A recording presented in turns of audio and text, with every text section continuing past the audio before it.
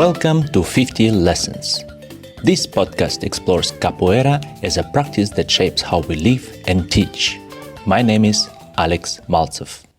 In this season, I'm reading and recording chapters from my book 50 Lessons on Capoeira, Teaching and Life.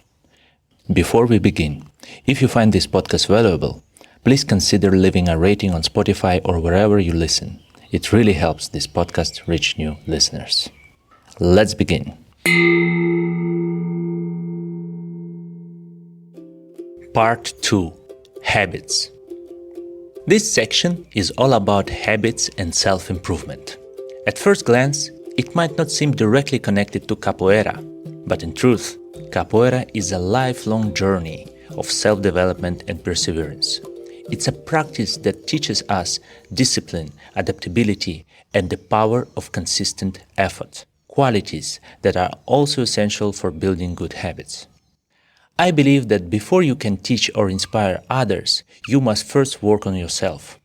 As the old saying goes, sharpen your axe before cutting down the tree. This section is filled with personal stories and lessons from my own experiences. Not everything here will work for everyone, but the key is to find a set of habits that resonate with you and stay consistent with them.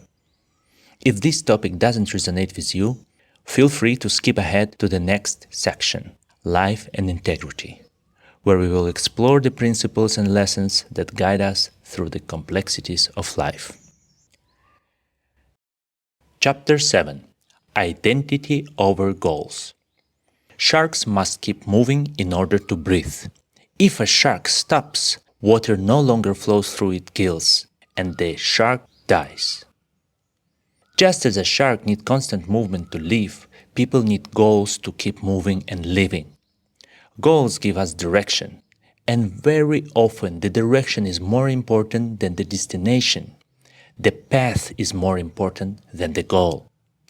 Goals based on achieving or acquiring something don't always work and often create more anxiety than results. Goals based on building character and forming identity work much better. I want $1 million is not a very good goal. I want to become a millionaire. That's much better. To become a millionaire, you need to have the habits of a millionaire, work like a millionaire, think like a millionaire. Always ask yourself, who must I become in order to achieve this goal? Maybe you won't like the answer, and the price will be too high. Or perhaps it will give you more ideas about what needs to be done on the way to the goal. The main thing is not the goal itself, but who you become along the way. This is identity, the person you come to see yourself as. Identity is built from daily actions and habits. The way you do anything is the way you do everything. James Clear, author of one of my favorite and most practical books, Atomic Habits, puts it like this. Your habits are how you embody a particular identity. When you make your bed, you embody the identity of someone who is clean and organized.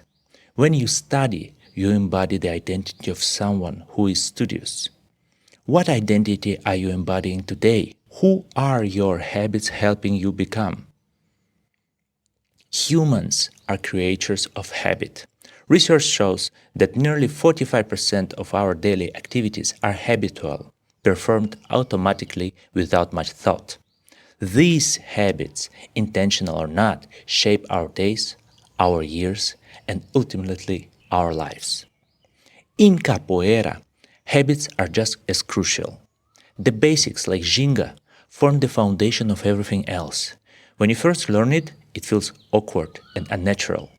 But with the time and repetition, it becomes effortless, a rhythm that carries you through the roda. Building habits works the same way. Start small, stay consistent, and let the rhythm take over. If you strive to get 1% better every day, you will be 37 times better after a year. I begin every day with a morning ritual. This sequence of habits is my way of tuning my mind and body, much like tuning a beating ball before a roda. It sets the tone for the day and keeps me moving in the right direction. Habits are not just routines. They are a declaration of who we are and who we aspire to be. Whether in capoeira or in life, building the right habits today lays the groundwork for the person you want to become tomorrow. So ask yourself, what identity are you embodying today? And what habits will help you shape your future? Thank you for listening. If this episode resonated with you, I'd really appreciate it if you left a rating on Spotify or your podcast platform of choice. You are also welcome to leave a comment under the episode. I read and reply to all of them.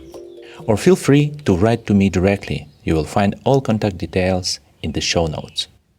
New episodes are published regularly as I continue recording the book and reflecting on its chapters. See you in the next episode.